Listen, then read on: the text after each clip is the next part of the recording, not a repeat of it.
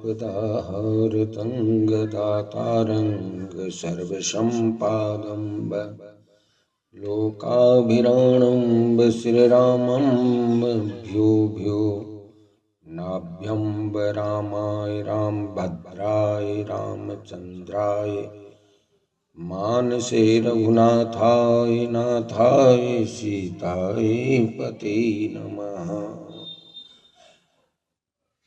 आदरणीय सत्संग में उपस्थित भगवत अनुरागी संतगण एवं माता बहनें, तमाम श्रोताओं के बीच आज मैं आप सबों को बीच एक बहुत ही सुंदर स्मरण, मानवों में स्मरण रखने योग्य बातें रख रहा हूँ। कृपया शांति बना करके सुने और इसे अपने जीवन में अमल करें।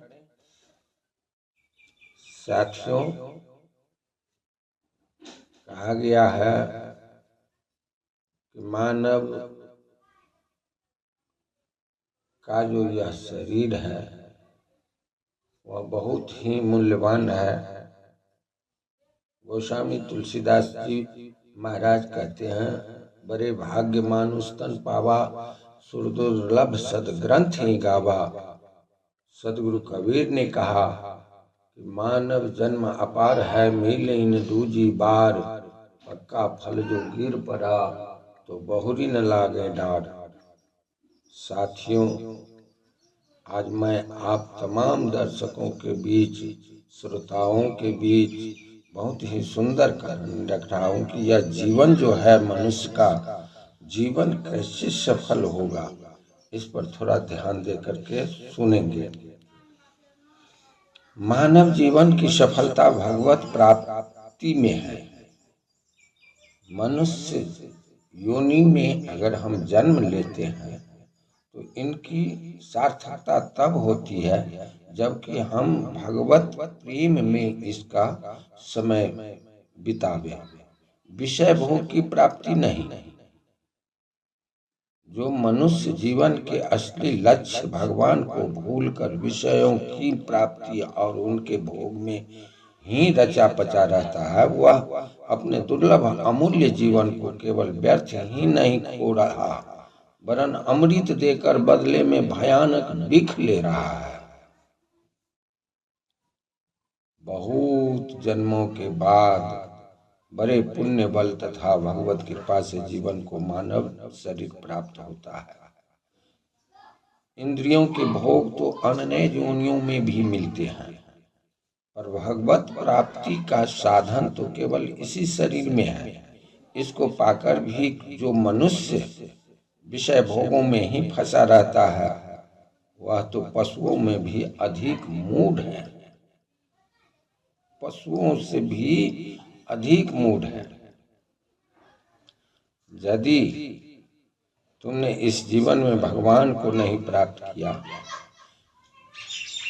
कम से कम भगवत प्राप्ति के पथ पर नहीं आ गए, तो तुम्हें पीछे इतना पछताना पड़ेगा कि जिसका वर्णन नहीं किया जा सकता।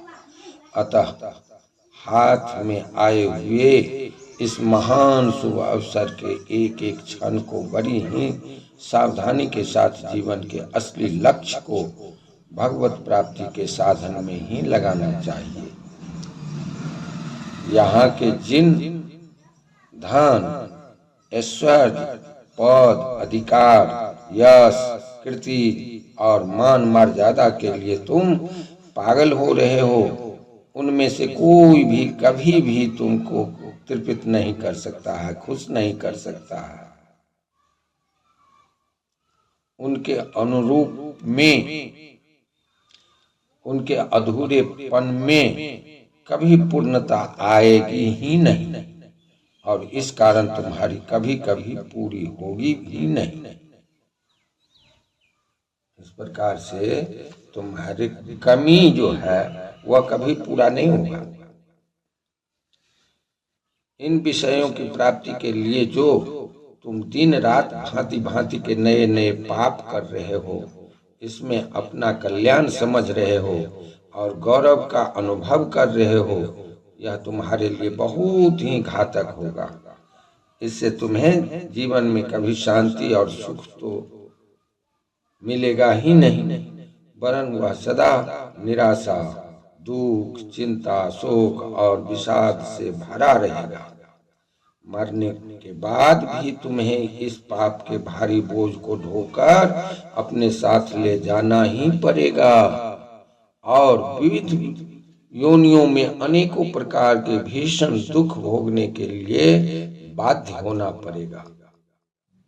जो केवल प्रभु को रिझाने के लिए सारे कार्य करता है, असल में वही सच्चा मनुष्य है। तभी तो गोस्वामी तुलसीदास कहे कि मानव तेरा गुण बड़ा, मांस न आवे काम, हड्डी होई न आवरण, त्वचा न बाजन बाज। मनुष्य की जो अंदर आत्मा में जो गुण है, मानवीयता गुण है, अगर उससे बड़ा इस संसार में कोई चीज नहीं है। ये हार चाम का शरीर तो ऐसे ही आता है जाता है रहेगा, लेकिन जो आपके असली तत्व शक्ति है, जो आपकी वो डिवाइन पावर है, उसको बचा करके रखना ही मानव का धर्म होता है। इसी सफलता को लक्ष्य बनाकर जो मनुष्य निरंतर भगवान में मन रख कर ही जगत के कार्य करता है, उनमें कभी मन को फंसाता नहीं। वही चतुर है, वही ज्ञानी है, वही बुद्धिमान है। जो जीवन निर्वाह के लिए जो काम आवश्यक हो उसे करो, पर करो भगवान को याद रखते हुए ही, लक्ष्य पर दृष्टि रखकर ही। भगवान से विरोधी विषयों को भूल कर भी ग्रहण करना बहुत बड़ी हानि है। अतएव वही बात सोचो, वही काम करो जो शुभ है। शुभ वही है जो भगवान के अनुकूल है। आंखों से कभी बुरी चीजें, गंदे दृश्य, स्त्रियों के हाव भाव मत देखो। कानों से कभी गंदी बात मत सुनो। जीभ से कभी गंदे अशुभ शब्द मत उच्चारण करो। आंखों से भगवत संबंधी वस्तुओं और जीभ से भगवान के नाम, गुण, लीला, धाम, तत्व और महत्व का वर्णन करो। ऐसा करने पर ही तुम जीवन की सफलता को प्राप्त कर सकोगे। बोलिए प्रेम से आनंद कंद भगवान की जय।